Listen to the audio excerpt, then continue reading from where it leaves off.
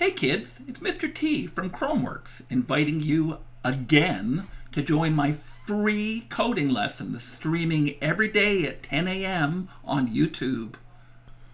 On Monday, we built a fun game where a cat chases mice across the screen.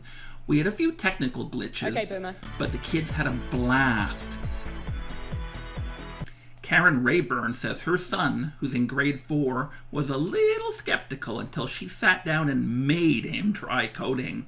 It took all of 3 minutes and he was sold, she writes. He's so proud of his game and can't wait for tomorrow. Help me eat mice, please. The kids from today's coding session are busy remixing the cat and mouse game and are already making amazing new games. Tomorrow we're programming a Magic 8-Ball toy.